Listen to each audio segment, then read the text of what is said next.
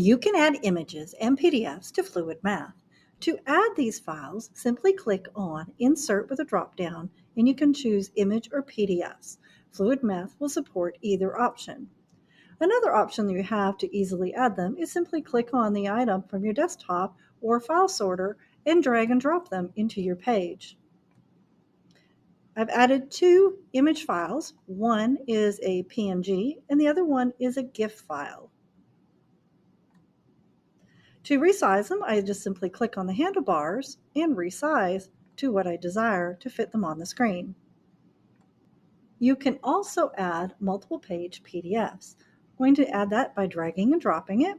PDF files have an additional setting that allows you to set your size across pages. Notice that I can start with none. If I choose none, watch what happens, and I click Import. Notice that it came in really large on my screen. That's because FluidMath is an endless whiteboard, and some files come in very large, and the page just simply grows with your file. This is not ideal when I have multiple pages that I will now need to reset. So instead, I'm going to clear this document and show you what to do. Now I'm going to drag and drop that same file onto my screen. If I'm creating files for myself, I might want to choose just to have it set to my window size, which is my current window size that you see on your screen. Notice that when I do that, it fits nicely onto my page. If I am creating documents for coworkers, the settings of my computer may not match that of my coworkers. Therefore, I would recommend scaling it to a specific ratio instead.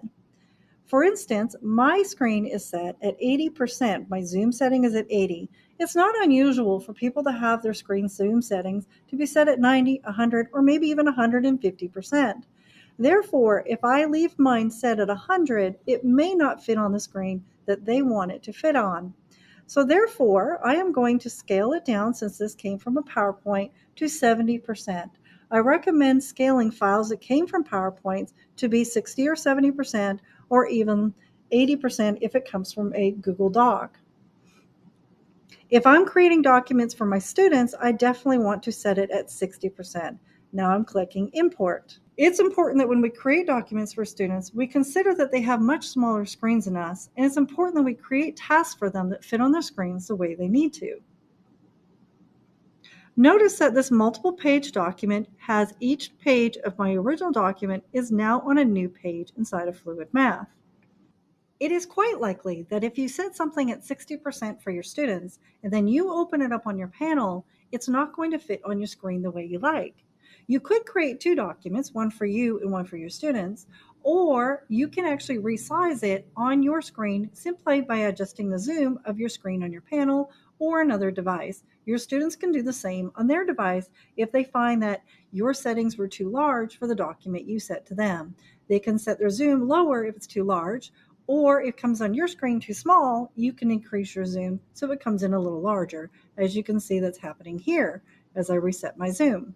This is a very quick overview on how to add your documents and resize them so you can use them in class.